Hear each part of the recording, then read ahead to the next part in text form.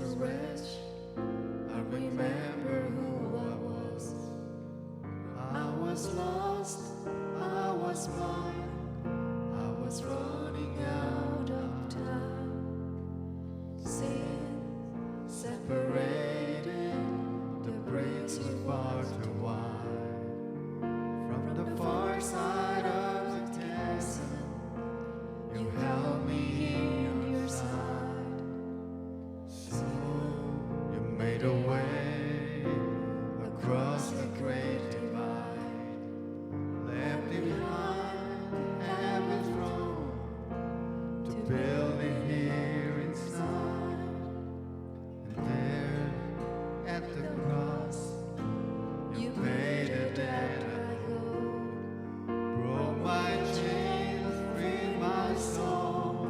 For the first time I had hope. Thank you, Jesus, for the blood applied. Thank you, Jesus, it has washed me white. Thank you, Jesus, you have saved my life. Brought me from the darkness into glorious light.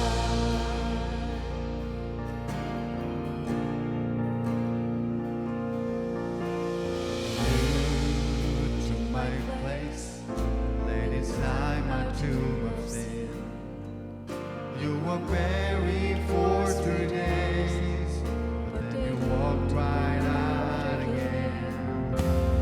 Death has no sting, and life has no pain.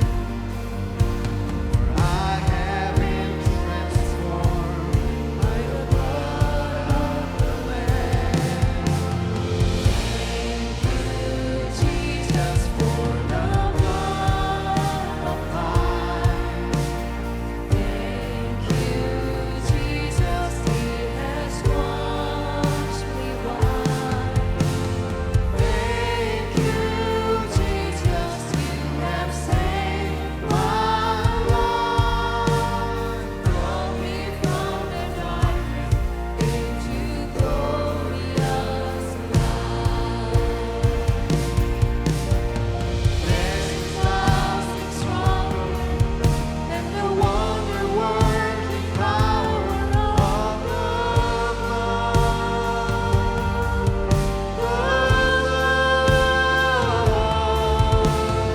All the sons and daughters, we were ransomed by our Father's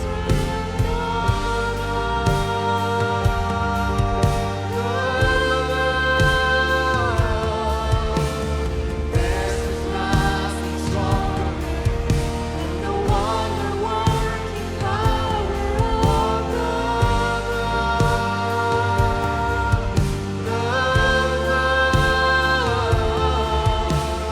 All the sons and daughters, we are ransomed by our Father's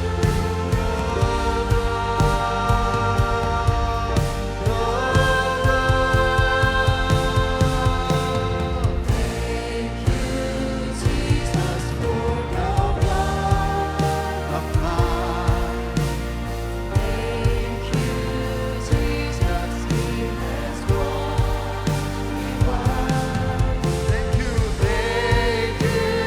Jesus, you have saved my life.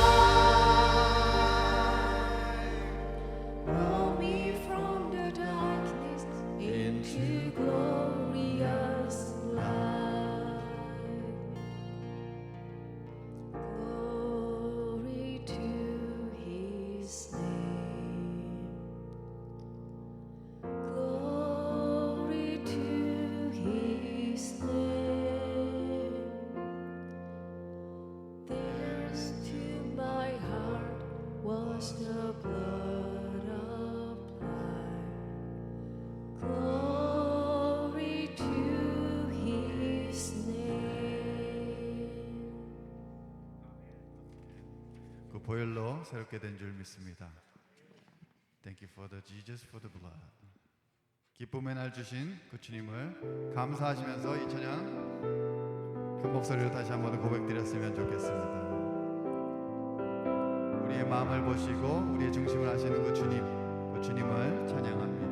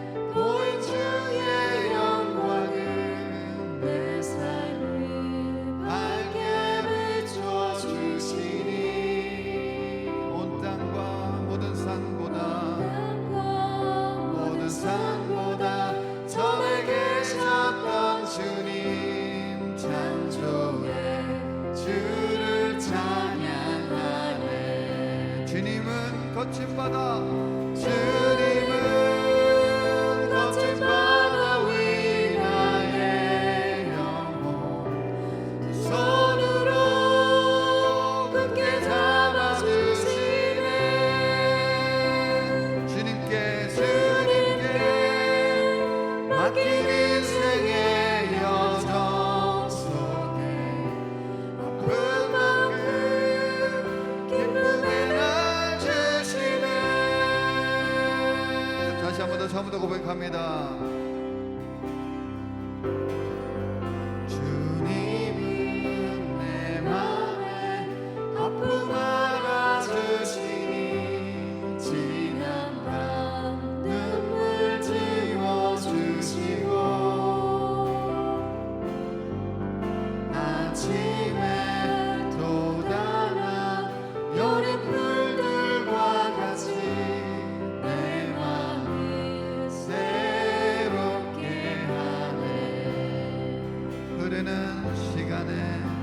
흐르는 시간에 보인 주의 영광은 내 삶을 밝게 비춰주시니 온 땅과 모든 산보다 전에 계셨던 주님 창조의 주를 찬양하네 주님은 거친 바다 주님은 거친 바다 위 나의 영혼 두 손으로 굳게 잡아주시네 주님께 맡긴 인생의 여정 속에 아픈 만큼 기쁨의 날 주시네 주님은 거친 바다 위 나의 영혼 두 손으로 굳게 잡아주시네 주님께 맡긴 인생의 여정 속에 아픈 만큼 기쁨의 날 주시네 마지막으로 한번 고백합니다. 주님은 거친 바다 위 나의 영혼 두 손으로 굳게 잡아주시네 주님께 맡긴 인생의 여정 속에 아픈 만큼 기쁨의 날 주시네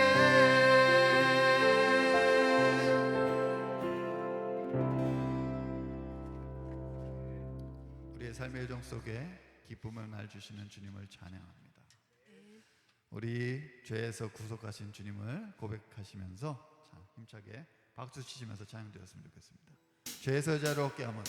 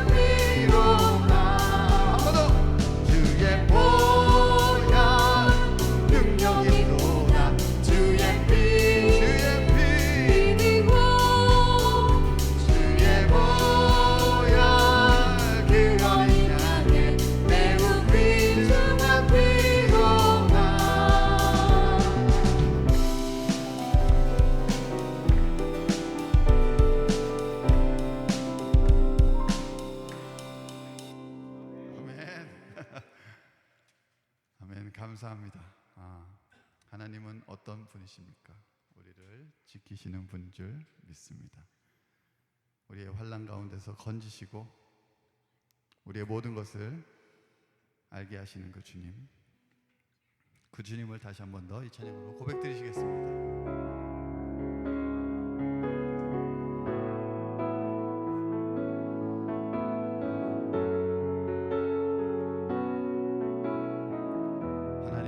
너를 지키시는 자, 하나님은 너를 지키시는 자, 너의 우편에 그늘 되시니 낮의 해와 밤의 달도 너를 해치 못하리.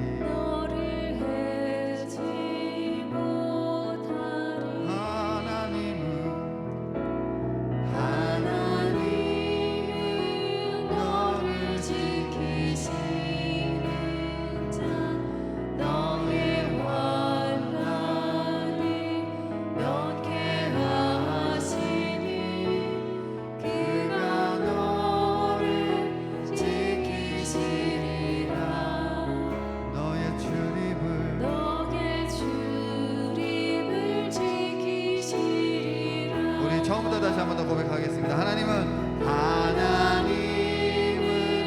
너를 지키시는 자, 너의 우편에 그늘 되시니 아멘. 해와 밤의 달도 너를 해치 못하리. 하나님은 누구십니까? 하나님은 너를 지키시는 자, 너의 환난이 명쾌하시니 그가 너를 지키시리라. 너의 주님을 지키시리라. 눈을 들어 산을 보아라. 너의 도움 어디서 오나. 지지신 너를 만드신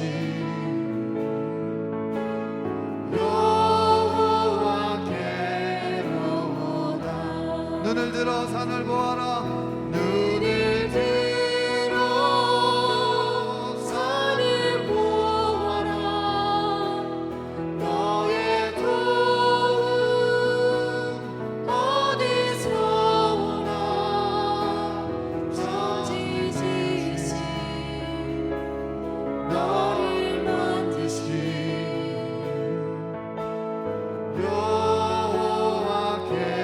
여호와께로다. 우리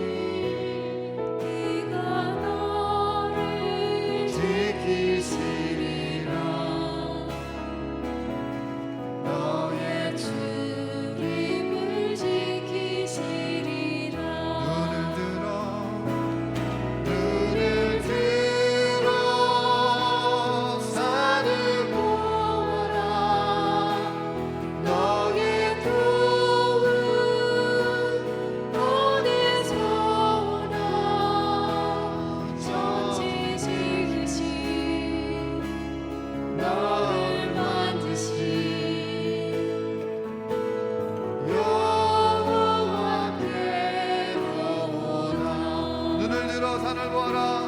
눈을 들어 산을 보아라. 너의 도움 어디서나 천지 지으신 너를 만드신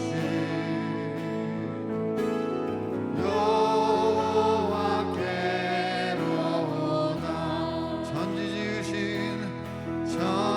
지으신 너를 만드신 여호와께로다.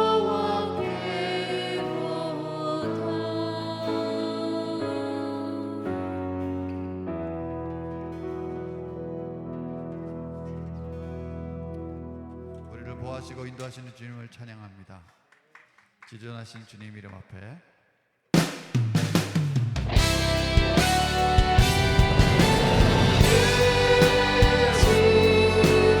그리스도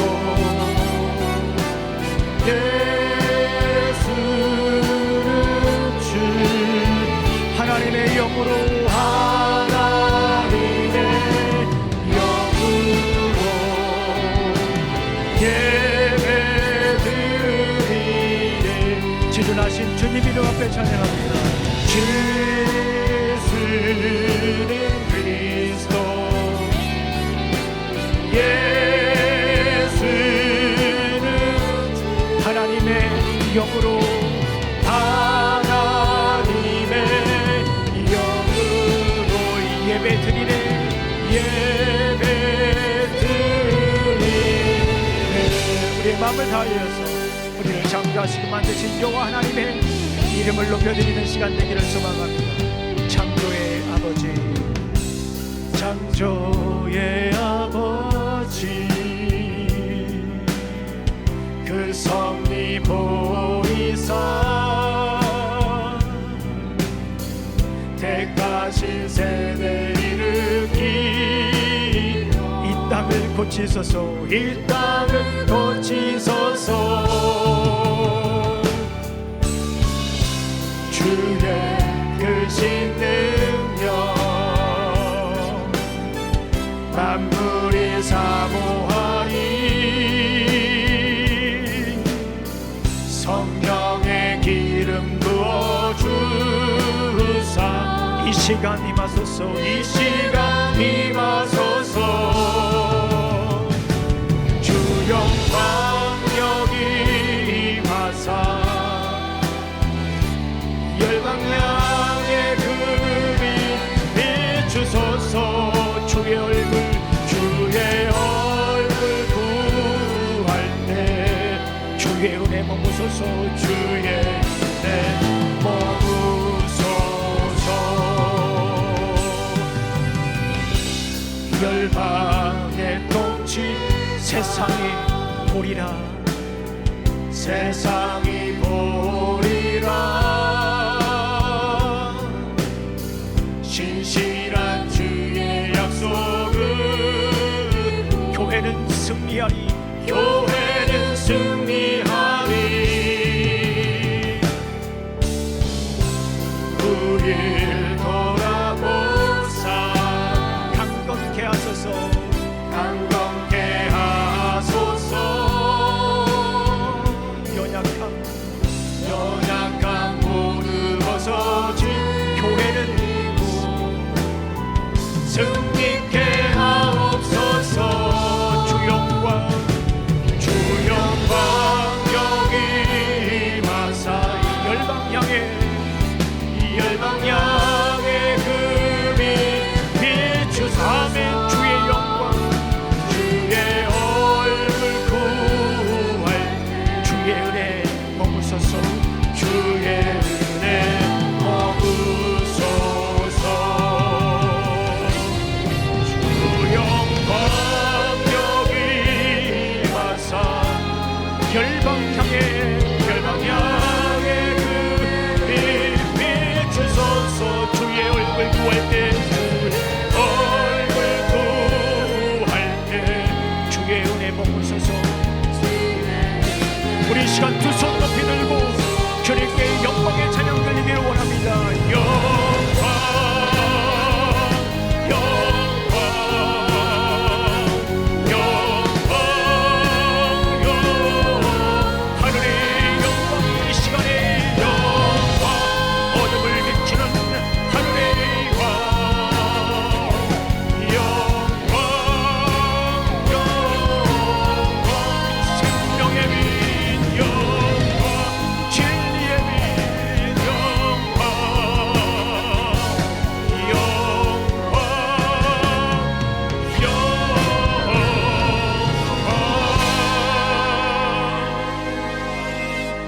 영광 같이 우리 함께 기도하는 시간 갖도록 하겠습니다.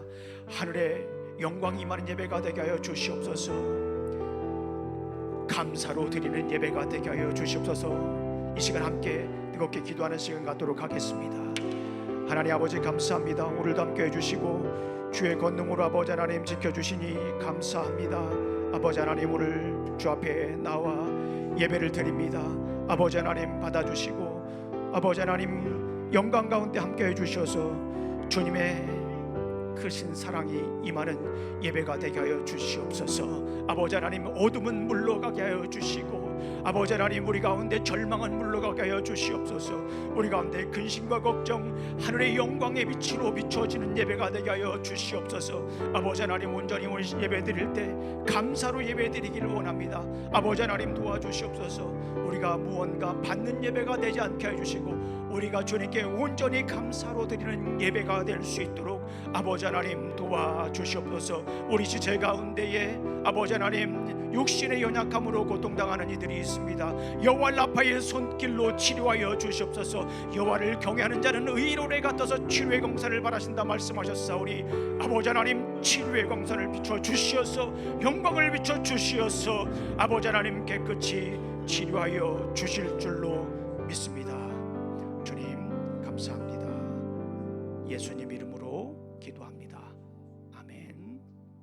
자, 오늘 데이비 선생님과 함께 유사이들은 함께 공부하러 가고요. 우리 서신체로 우리 말씀을 함께 읽도록 하겠습니다. 로마서 5장 1절과 2절 말씀입니다. 우리 함께 천천히 말씀을 생각하시면서 읽도록 하겠습니다. 시작. 그러므로 우리는 믿음으로 의롭다 하여 주심을 받았으니 우리 주 예수 그리스도로 말미암아 하나님과 더불어 평화를 누립니다. 우리는 또한 그리스도로 말미암아 지금 서 있는 이 은혜의 자리에 믿음으로 나아왔고 하나님의 영광의 자리에 참여할 소망을 품고 자랑을 합니다. 아멘. 우리 안종남 목사님 또 조석인 장로님 또 감사함을 드렸습니다. 우리 함께 앉아주시고 기도하겠습니다. 하나님 감사합니다. 오늘도 귀한 날 주시고 또 이렇게 아버지 하나님 부르심의 자리에서 예배를 드립니다. 사람의 말과 지혜로 전하지 않게 해주시고 성령님의 능력과 나타나심으로 증가할 수 있도록 인도하여 주시옵소서. 오늘도 이렇게 귀한 예물을 드렸습니다. 향기로운 예물 우리 삶 가운데 예수 그리스도의 향기가 널리 퍼지게 하여 주시고 우리 삶 가운데 피땀 흘려 걷어들인 귀한 예물 받아주시기를 간절히 소망합니다. 아버지 하나님 바친 예물들을 기억하여 주시고 하늘문을 열어 복을 내려 주실 줄로 믿습니다. 예수님 이름으로 기도합니다. 아멘. 자, 우리 옆에 분들하고 함께 인사를 나누겠습니다. 주님의 이름으로 환영합니다. 자, 오늘 복 받으셨습니다. 네. 내 얼굴들에 다 복이 써 있습니다. 제가 이렇게 보니까 다 복 받으신 줄로 믿습니다. 계속해서 우리 복알전 시리즈 오늘 두 번째 말씀을 함께 나누도록 하겠습니다.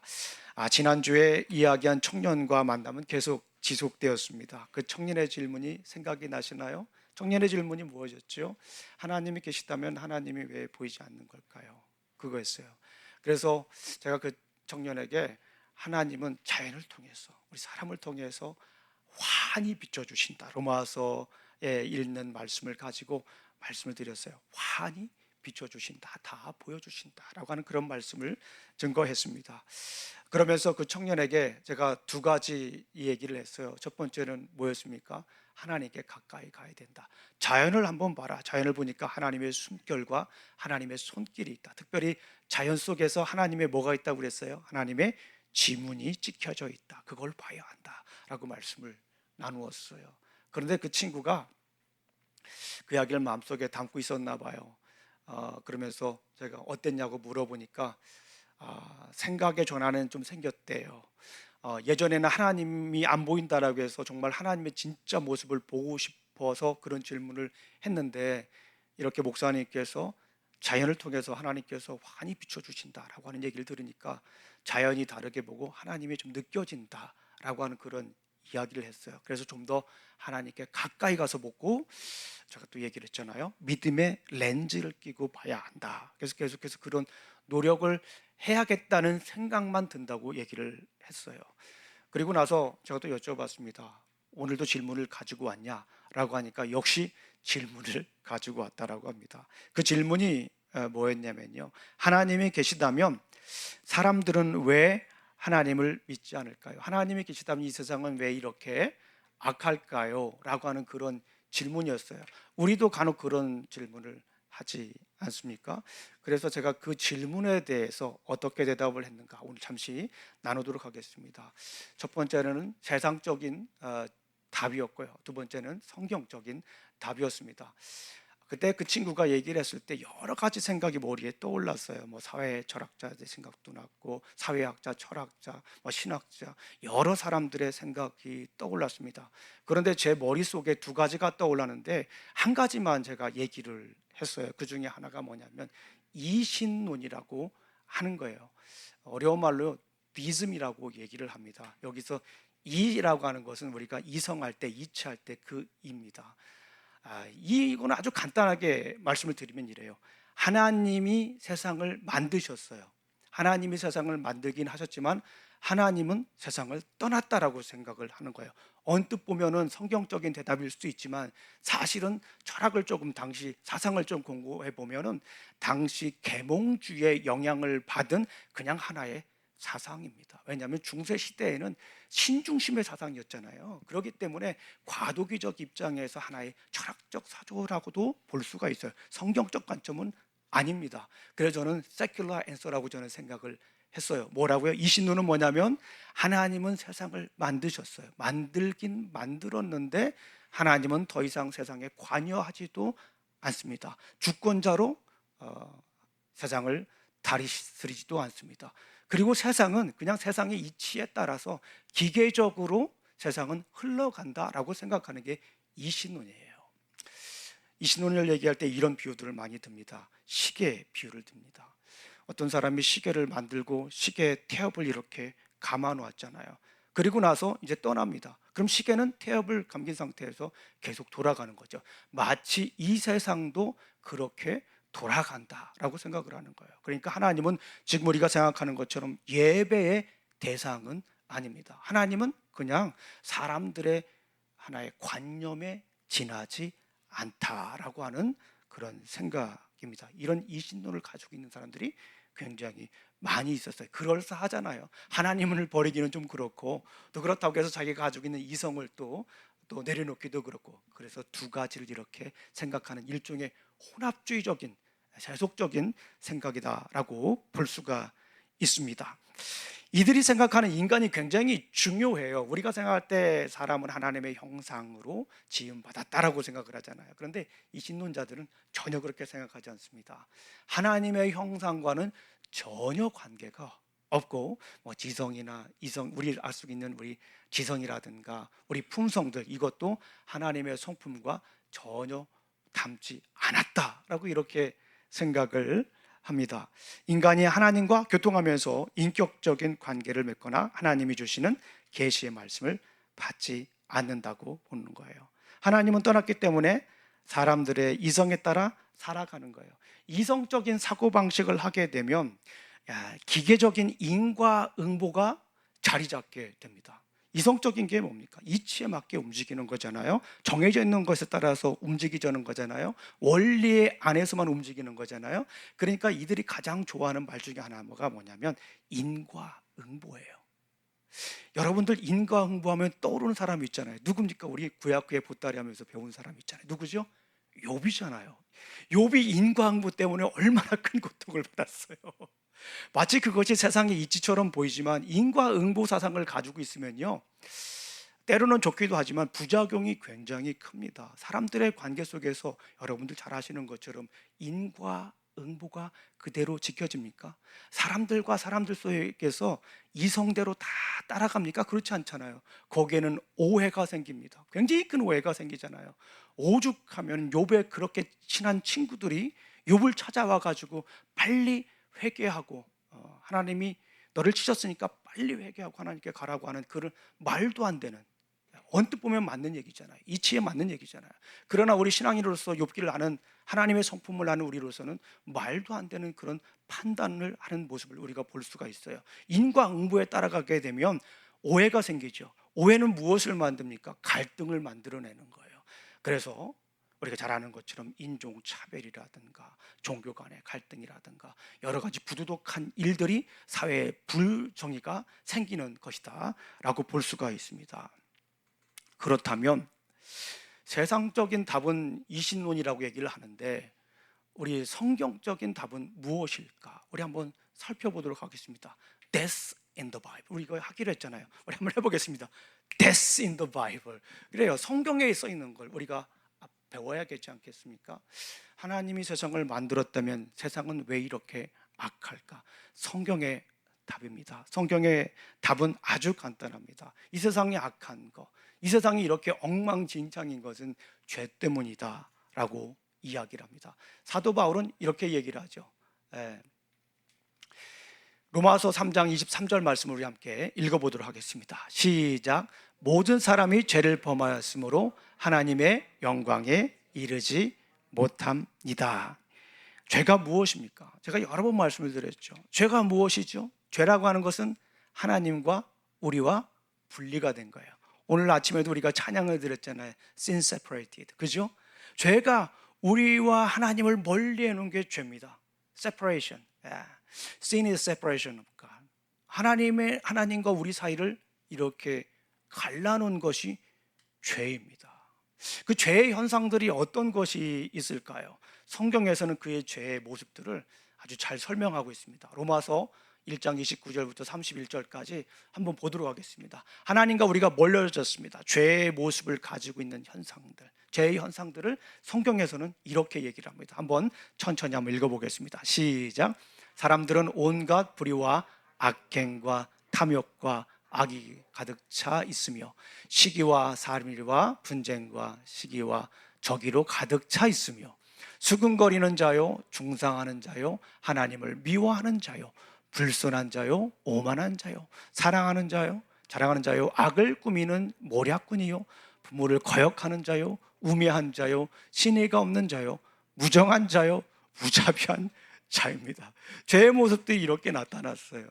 또 시기와 적의가 있는 것이 아니라 그것으로 어떻게 되어 있다고 해요? 가득 차 있는 거예요. 하나님과 멀어지니까 그냥 악의만 있는 것이 아니라 악의로 가득 차 있다라고 하는 거예요. 사기와 분쟁으로 가득 차 있다라고 하는 거예요.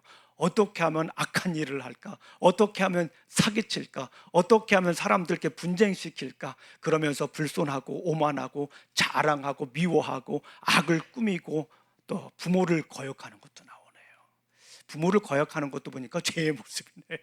우매한 자요, 신의가 없는 사람이고 무정한 자요, 무자비한 자다라고 이렇게 얘기를 합니다. 하나님 없는 삶에는 죄의 본성이 이렇게 드러납니다. 온갖 불의와 탐욕으로 가득 차 있는 거예요. 가만히 생각을 해보니까 들킨 죄인과 들키지 않은 죄인이다라는 생각을 간혹 하게 됩니다. 이런 생각을 해봤어요. 오늘 이 말씀을 준비하면서 요즘 앱이 굉장히 많잖아요. 굉장히 아주 특이하고 좋은 앱들도 많이 있습니다. 만약에 제가 앱을 개발할 수 있다면 제가 사람들의 생각을 읽는 앱을 하나 만들고 싶어요. 그래서 앱을 딱 다운로드 받고 딱 눌러요. 그리고 카메라를 딱 킵니다. 딱 키면은 우리 이윤규 집사님 이렇게 쭉 보면은 이윤규 집사님의 생각이 그냥 막 다 여기에 나오는 거예요. 우리 앞에 또 누가 있을까요? 우리 네, 목사님으로 하겠습니다. 우리 목사님 이렇게 또 비추면 딱 누르면은 그냥 목사님의 생각이 그냥 쫙 이렇게 떠오르는 겁니다.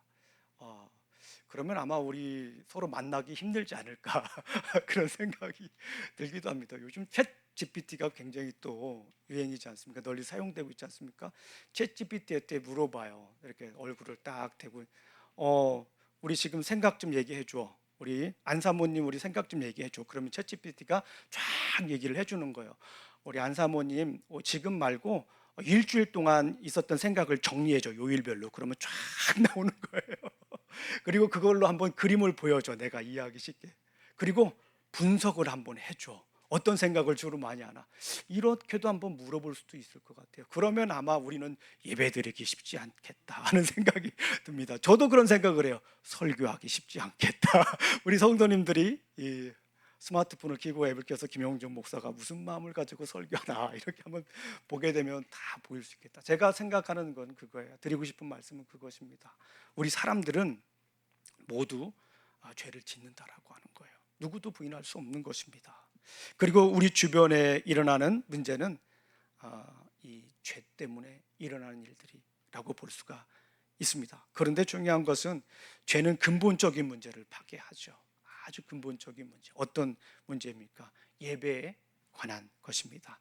하나님과 멀어지면 어떤 현상이 일어나냐면 하나님과 가까이 있을 때에는 하나님과 굉장히 친밀한 관계를 유지합니다. 하나님과 멀어지면 당연히 하나님과 멀어지겠지요. 그러면서 나타나는 현상 중에 하나가 뭐냐면 모든 것의 중심을 자기를 두는 거예요. 그러니까 하나님과 가까이 있으면 하나님께 예배를 드리는 거잖아요. 그러니까 하나님께 중심을 두는 거예요. 하나님께 무게 중심을 두는 거예요. 그런데 하나님과 멀어지면은 무게 중심을 누구에게 두는 거예요? 나에게 두는 거예요. 히브리어 중에 카보드라고 하는 말이 있어요. 이 말은 영광이라고 하는 말이에요.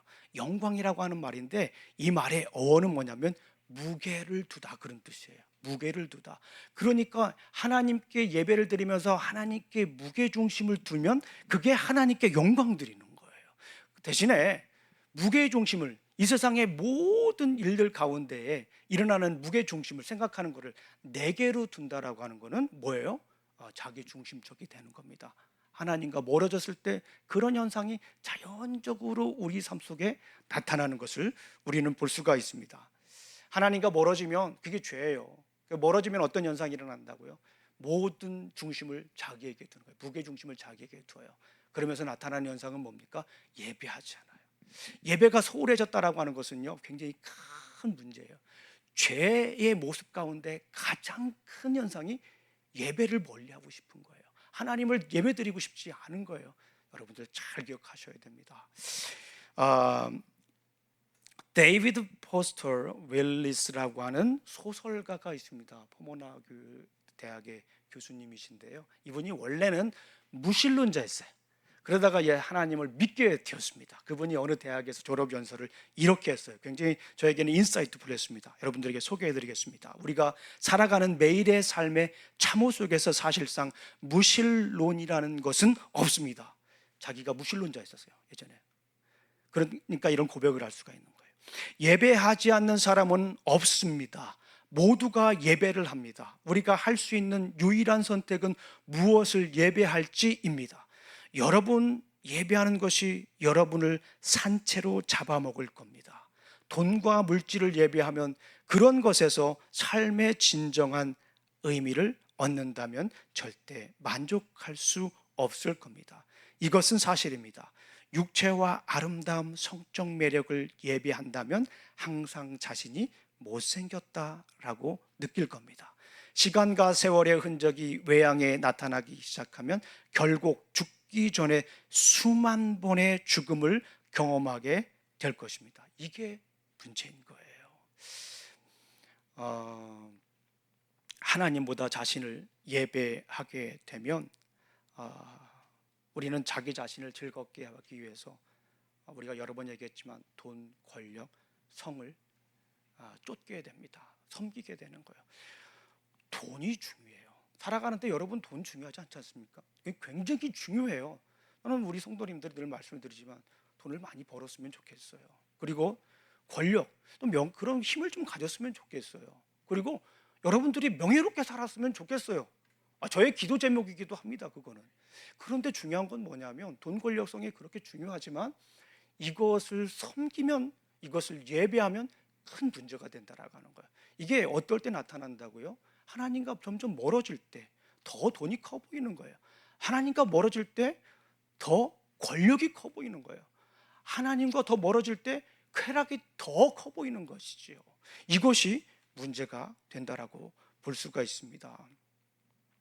예배하기로 선택한 탓에 우리는 창조된 본 모습으로 다른 모습으로 변절되게 돼요. 돈, 권력성을 따라가면 하나님이 우리를 하나님의 형상대로 만들었는데 결국에는 그 하나님의 형상이, 우리 안에 있는 하나님의 형상이 어떻게 됩니까? 계속 일그러지는 거예요. 계속 찌그러지는 겁니다. 그러면서 나중에는 찌그러지고 멀어져도 무감각해지는 그런 모습으로 우리가 살게 되는 거예요. 우리 안에 죄가 가득하게 되면 그것이 결국에는 우리 가정에도 나타나고 교회에도 나타나고 우리 사회에게도 나타나는 거예요. 그게 악이란 이름으로, 불공평이란 이름으로, 차별이란 이름으로, 편견이란 이름으로, 배제란 이름으로 나타나게 된다라고 볼 수가 있습니다. 이것이 성경적인 대배예요. 왜 세상은 이렇게 악합니까? 바로 우리 안에 있는 이 죄 때문에 그렇다라고 하는 거예요. 그러면 어떻게 죄의 문제를 우리가 해결할 수가 있습니까? 액션 포인트 두 가지를 한번 여러분들과 나눠보도록 하겠습니다. 첫 번째는 하나님과 화평하라, 하나님과 샬롬하라 라고 하는 말씀이에요. 지난번에도 좀 전에도 말씀을 드렸지만 죄가 뭐라고 그랬어요? 죄라고 하는 것은 하나님과 우리가 어떻게 되는 거예요? 분리가 되는 거예요. 하나님과 분리가 되면 어떻게 됩니까? 하나님을 섬기는 게 아니라 나를 섬겨요. 혹은 다른 것들을 섬깁니다. 나를 즐겁게 하고 나를 높이게 하는 것들을 점점 섬길 수밖에 없는 거예요. 그래서 우리가 어떻게 해요? 가장 시급한 것은 멀어졌다고 생각이 들면 하나님과 가까워져야 됩니다. 하나님과 화평해야 돼요. 하나님과 샬롬해야 됩니다. 우리 한번 로마서 5장 1절부터 2절까지 있는 말씀을 한번 읽어보겠습니다. 시작. 그러므로 우리는 믿음으로 의롭게 하여 주심을 받았으니 우리 주 예수 그리스도로 말미암아 하나님과 더불어 평화를 누립니다. 우리는 또한 그리스도로 말미암아 지금 서 있는 이 은혜의 자리에 믿음으로 나아왔고 하나님의 영광의 자리에 참여할 소망을 품고 자랑을 합니다. 아멘. 하나님과 분리되었을 때 문제가 생기는 거지요. 그래서 하루속히 우리는 하나님과 샬롬해야 돼요. 하나님과의 그 멀었던 관계를 회복해야 됩니다. 여러분들, 제가 샬롬이라고 하는 말을 굉장히 좋아합니다. 히브리어 중에 제가 샬롬이라고 하는 말을 가장 좋아해요. 그래서 우리 성도님들에게 뭔가 항상 글을 쓸 때 샬롬 김영준 목사입니다 이렇게 쓰잖아요. 그런데 샬롬이라고 하는 말이 무슨 말이에요? 평화라고 하는 말입니다. 히브리인들이 얘기하는 거예요. 그런데 제가 지난번에도 한번 말씀드렸지만 샬롬 인사를 할 때 몇 번 한다고 했습니까? 2번. 그렇죠. 기억을 하고 계셔서 감사합니다. 2번 한다고 했어요. 하나는 나를 위한 샬롬, 하나는 누구를 위한 샬롬입니까? 상대방을 위한 샬롬이에요. 가만히 생각해 보니까 그 말이 너무 잘 맞아요. 내가 샬롬하지 않으면 상대방이 샬롬할 수 있습니까? 샬롬하지 않습니까? 샬롬하지 않아요. 내가 샬롬하지 않으면 상대방이 샬롬하잖아요. 좋아하고 싶어요. 너는 뭔데 샬롬해? 라고 할 수 있단 말이에요. 나는 샬롬한데 상대방이 샬롬하지 못해요. 그럼 어떻게 됩니까? 그것도 온전한 관계가 되질 않아요. 그래서 유대인들은 인사할 때 샬롬 샬롬 하는 거예요. 나도 샬롬, 너도 샬롬 그런 거예요. 그런데 가장 중요한 근본적인 샬롬은 무슨 샬롬이라고 하는 거예요? 하나님과 나와가 샬롬해야 된다라고 하는 거예요. 우리 사랑하는 성도님들, 제가 한번 여쭤보겠습니다. 이런 거 저런 거 다 내려놓고 지금 어떤 일을 해야 하고 무슨 일이 일어나고 근심이 있고 걱정이 있고 기쁨이 있고 이런 거 다 내려놓고 앞으로 해야 할 일들 다 내려놓고 예배 시간 끝나고 가야 할 거 또 어디 가야 될 거 다 내려놓고 한번 여쭤보겠습니다. 우리 사랑하는 성도님들, 하나님과 평화하십니까? 하나님과 샬롬하십니까? 하나님과의 관계가 온전하십니까? 하나님과 관계가 좀 가까워지고 있습니까? 아니면 시간이 지날수록 점점 멀어지고 있습니까? 굉장히 중요한 문제예요. 이 세상에 악으로 가득 찼다라고 하고 우리 인생은 불평과 불만과 두려움 속에 사는데 그 근본적인 문제가 무엇입니까? 외로움 속에 살죠. 근본적인 문제가 뭡니까? 하나님과 화평하지 않았기 때문에, 하나님과 점점 멀어지기 때문에 그렇다라고 볼 수가 있습니다. 오늘 본문에서 보게 되면 하나님과 화평할 수 있는 방법에 대해서 너무나도 잘 설명하고 있지 않습니까? 아마도 이 본문은 로마서 1장 로마서 5장 1절, 2절, 3절, 4절은 김영준 목사가 설교를 하면서 가장 많이 인용하는 말씀 중에 하나라는 생각이 드는데요. 어떻게 우리가 하나님과 화평합니까? 1절 말씀에 그러므로 우리는 믿음으로 의롭다 하여 주심을 받았으니 우리 주 예수 그리스도로 말미암아서 우리는 하나님과 화평하는 거예요. 우리가 권력으로, 우리가 가지고 있는 도덕적인 삶으로, 선한 양심으로 하나님과 화평할 수가 있는 것이 아닙니다. 우리가 가지고 있는 무언가, 그 어떤 것으로 하나님과 화평할 수 있는 것이 아니라 우리는 예수 그리스도로 말미암아서 우리는 하나님과 화평할 수가 있어요. 아까도 우리 찬양을 드렸잖아요. 하나님과 우리 사이에 긴 죽음의 계곡이 있잖아요. 그런데 우리 주님은 그 계곡 끝에서 우리를 어떻게 하고 했다고 기록이 되었습니까? 찬양을 했습니까? 우리를 부르신다고 그러잖아요. 그 죽음의 계곡을 넘어서 이리 가까이 오라고, 죽음을 이기시고 절망을 이기시고 근심과 걱정을 이기시고 우리를 부르시고 계시다라고 하는 거예요. 그 부르심에 응하면 우리는 하나님과 화평하게 되는 거예요. 하나님이 세상을 이처럼 사랑하사 독생자를 주셨으니 이는 저를 믿는 자마다 멸망치 않고, 그 계곡을 더 이상 건널 필요가 없는 거예요. 영원한 생명을, 영생을 얻게 된다라고 하는 말씀이죠. 그 길을 우리가 어떻게 갈 수가 있습니까? 지적인 것으로 갈 수 있습니까? 선한 삶으로 갈 수 있습니까? 아니면 우리가 소위 말하는 명상이나 다른 종교로 갈 수 있습니까? 그렇지 않아요. 절대 그렇지 않습니다. 예수님께서 말씀하셨잖아요. 나는 길이요 진리요 생명이니 나로 말미암지 않은 자는 아버지께로 갈 자가 없다라고 하는 거예요. 하나님과 평화하기를 원하시면 예수 그리스도로 말미암아서, 왜냐하면 그분이 길이니까요. Only way Jesus. 예수님 밖에는 우리 하나님께로 갈 길이 없는 거예요. 돈으로도 갈 수가 없지요. 능력으로도 갈 수가 없지요. 그 어떤 것도 갈 수가 없습니다. 예수 그리스도를 통해서만 우리는 하나님과 평화를 누릴 수가 있습니다. 우리 로마서 3장 23절, 모든 사람이 죄를 범하였음에 하나님의 영광에 이르지 못했다라고 하는 거예요. 하나님과 샬롬하니까 어떻게 되는 거예요? 하나님의 영광에 이르게 되는 거예요. 로마서 3장 23절 말씀, 모든 사람이 죄를 범하였음에 하나님의 영광에 이르지 못했다, 하나님의 영광에 미치지 못했다, 그런 말씀이잖아요. 죄의 문제가 해결이 되니까, 하나님과 가까워지니까, 하나님과 샬롬하니까, 하나님과의 관계가 꺼리낌이 없다 보니까 우리는 그때야 비로소 하나님의 영광에 이르게 된다라고 말씀하는 거예요. 우리 요한복음 14장 27절 말씀을 함께 읽어보겠습니다. 시작. 나는 평화를 너희에게 남겨준다. 나는 내 평화를 너희에게 준다. 내가 주는 평화는 세상이 주는 평화와 같은 것이 아니다. 너희는 마음에 근심하지 말고 두려워하지도 말아라. 아멘. 우리 주님이 주는 평화는, 주님이 주시는 샬롬은 세상이 주는 것과 다릅니다.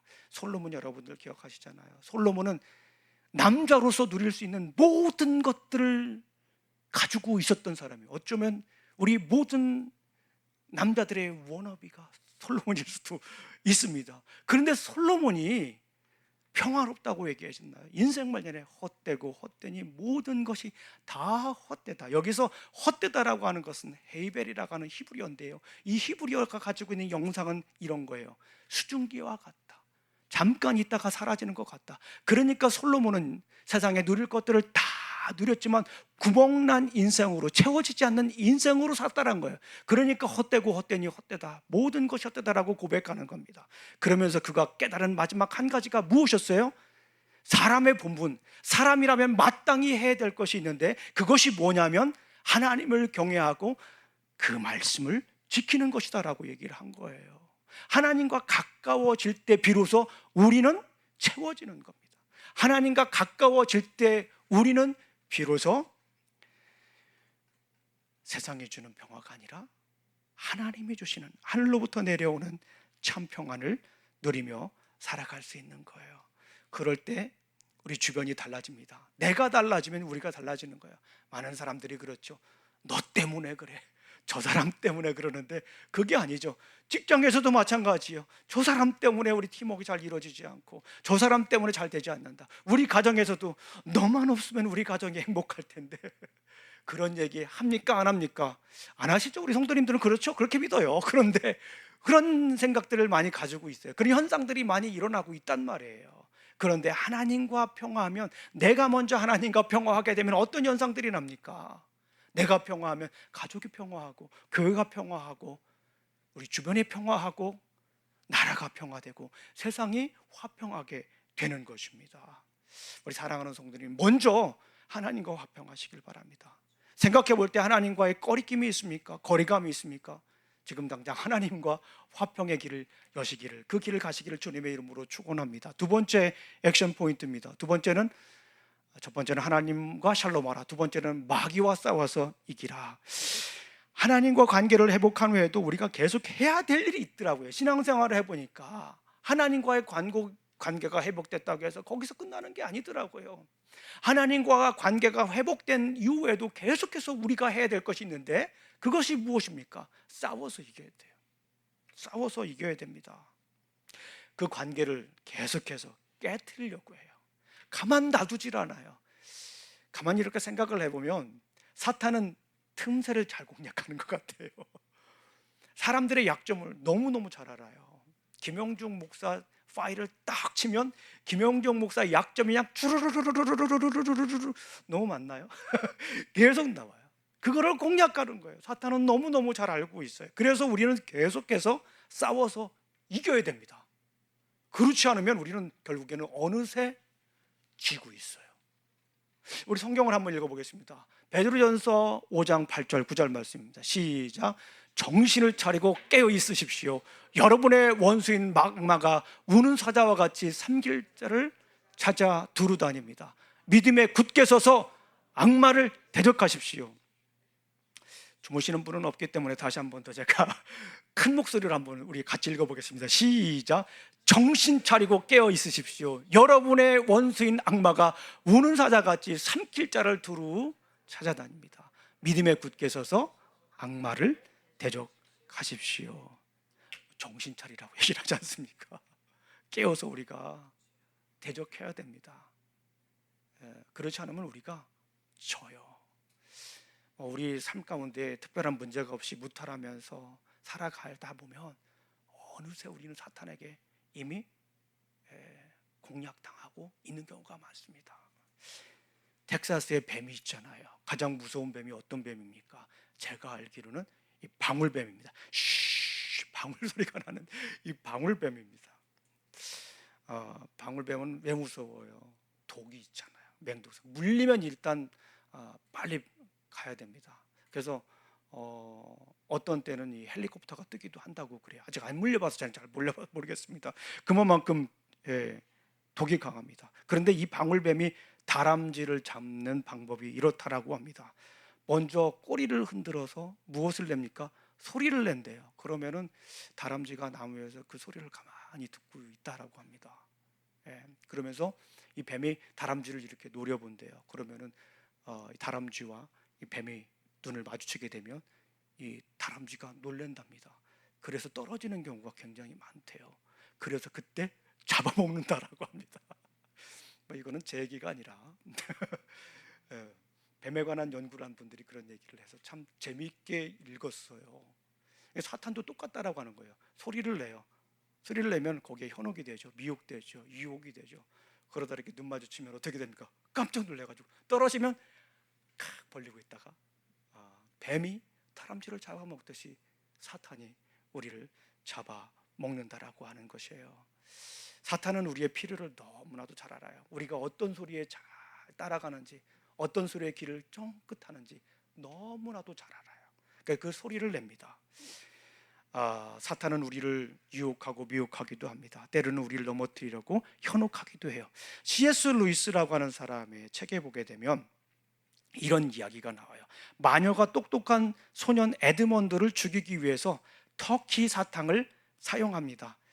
터키 사탕은 세상에서 가장 달콤하고 향기로운 사탕인데 그 사탕에다가 독을 살짝 넣는 거라고 해요. 그래서 그 달콤한 사탕을 계속 이렇게 먹다 보면 어떻게 됩니까? 나중에는 독 때문에 죽게 되는 그런 모습을 보게 됩니다. C.S. 루이스는 터키 사탕은 그 이야기를 통해서 사탄의 전략을 우리에게 얘기해 줍니다. 사탄은 터키 사탕처럼 달콤한 말로 인간을 유혹합니다. 보통 이런 얘기를 하는 것 같아요. 사탄이 유혹할 때 자주 하는 말이에요. 저도 여러 번 넘어갔어요. 여러분들에게 실토합니다. 이번이 마지막이야. 다른 사람들도 다 하잖아. 괜찮아. 이번이 마지막이야. 다른 사람들도 다 하잖아. 괜찮아. 이런 얘기를 계속해서 들려주면서 우리를 유혹합니다. 넘어지지 않기를 간절히 소망합니다. 그런데 성경엔 여기서 끝나는 것이 아니라 우리가 사탄을 이길 수 있는 방법에 대해서 이야기를 합니다. 묵상을 해봤어요. 여러 가지가 있는데 제 안에 가장 먼저 떠오르는 말씀이 있었어요. 어떤 말씀이냐면 성령의 검 곧 하나님의 말씀으로 이겨라라는 거예요. Full armor of God. 전신갑주예요. 에베소서 6장에 나오는 말씀입니다. 김영중 목사는 이 전신갑주를 가지고 VBS 프로그램을 만들어서 우리 아이들과 함께 성경학교를 한 적이 있습니다. 너무너무 즐겁고 재밌게 한 적이 있습니다. 우리 한번 읽어보겠습니다. 그 중에 6장 17절 말씀이요. 시작. 그리고 구원의 투구와 성령의 칼 곧 하나님의 말씀을 가지십시오. Full armor of God에 대해서 에베소서 6장 어떻게 우리가 영적으로 승리할 수 있을까라고 하는데요. 보통 그냥 갑옷만 입고 뭐 전투 옷을 입고 칼하고 뭐 무장만 하는 것이 아니라 full armor of God, 전신 갑주를 입어야 된다고 해요. 다른 것은 다 방어적인 거예요. 복음의 신발, 진리의 띠, 믿음의 흉배, 그렇죠? 구원의 투구, 다 이런 것들이 방어적인 건데 유일한 공격 무기를 주셨어요. 그게 뭡니까? 성령의 검 곧 하나님의 말씀인 거예요. 하나님의 말씀으로 무찔러야 돼요. 싸우는데 우리는 다른 게 무기가 아니에요. 하나님의 말씀으로 이기는 거예요. 다윗과 골리앗 싸울 때 어떻게 이겼어요? 팔레스틴의 챔피언, 우리가 봤을 때는 비교도 안 되잖아요. 뭐 무기라든가 키라든가 전략이라든가 비교가 안 되는데 다윗이 이런 고백을 합니다. 너는 칼과 단창으로 싸우지만 나는 만군의 여호와 하나님의 이름으로 싸우노라. 왜 그런 고백을 합니까? 전쟁은 하나님께 속한 것이기 때문에 그래요. 우리는 세상의 전략으로 싸우는 게 아니죠. 우리가 가지고 있는 것으로 싸우는 게 아니죠. 우리의 권력으로, 우리의 외모로, 우리가 가지고 있는 지략으로, 전략으로 싸우는 것이 아니라 여호와 하나님의 이름으로, 말씀으로 싸우는 거예요. 우리 사랑하는 성도님들, 칼과 단창으로 마귀가 우리를 위협할지라도 우리는 성령의 검 곧 하나님의 말씀으로 싸워서 승리하시기를 주님의 이름으로 축원합니다. 우리는 강력한 무기, 바로 그것이 성령의 검입니다. 이거는 원자 폭탄보다도 훨씬 더 강력한 무기라고 볼 수가 있습니다. 제가 사탄들에게 둘러싸였던 적이 있습니다. 사탄이 차례로 저에게 공격을 하는데요. 첫 번째 공격을 하는데 돈으로 공격을 하더라고요. 그래서 굉장히 많은 돈을 저에게 막 주는 거예요. 그런데 제가 그 돈을 받았겠습니까? 받지 않았겠습니까? 돈을 받지 않았겠지요. 그러니까 두 번째 공격이 시작이 됩니다. 이제는 막 높은 자리를 주겠다라고 하는 이 명예로 유혹을 하는 거예요. 그래도 제가 그 유혹에 넘어갔을까요? 넘어가지 않았을까요? 넘어갔으면 얘기를 안 하겠죠. 좀 여기에서 넘어가지 않았습니다. 그랬더니 갑자기 이 사탄들이 떼거지로 몰려와 가지고 저를 막 둘러싸는 거예요. 돈으로 유혹하고 명예로 유혹하고 쾌락으로 유혹하고 그러는 거예요. 그래서 제가 성령의 검을 쫙 뺐습니다. 하나님의 말씀을 가지고. 그래서 그 사탄들이 있는 거를 그냥 쫙 성령의 검으로 막 이렇게 하나씩 물리치게 됐어요. 얼마나 통쾌했는지 몰라요. 그러다 꿈에서 깼습니다. 얼마나 좋은 꿈이었는지 몰라요. 주일날 아침에 그것도 너무너무 기쁘더라고요. 우리 사랑하는 성도님들, 꿈에서라도 사탄을 이기시기를 주님의 이름으로 축원합니다. 우리에게는 다 성령의 검이 이미 있어요. 자, 우리 성경책을 한번 들어보세요. 성경책을 한번 들어보세요. 이거는 그냥 책이 아닙니다. 이건 뭐라고요? 이건 그냥 책이 아니에요. 이거는 성령의 검 곧 하나님의 말씀이에요.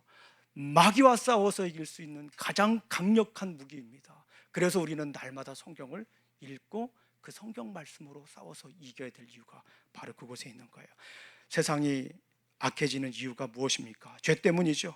우리의 죄의 문제가 해결되는 만큼 우리 가정이, 교회가, 나라가, 세상이 더 회복이 되는 것입니다. 더 아름다워지는 거예요. 하나님과 화평하기를 축복합니다. 성령의 검곧 하나님의 말씀으로 언제나 싸워서 승리하시기를 주님의 이름으로 축원합니다. 기도하시겠습니다. 하나님 아버지 감사합니다. 오늘도 이렇게 또 아버지 하나님 말씀 나누었습니다.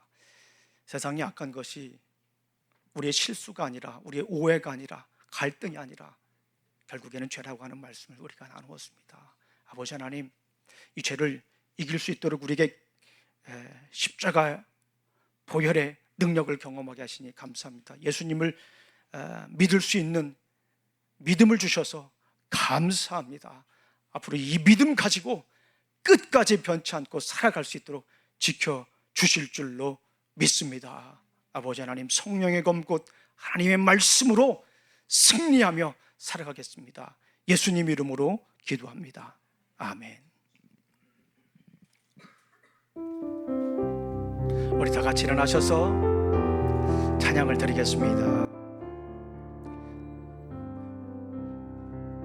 예수로 나의 구주 삼고 성령과 피로써 거듭나니 이 세상에서 내 영혼 하늘의 영광, 하늘의 영광, 이것이 나의 간증이요, 이것이 나의 간증이요, 이것이 나의 찬송일세.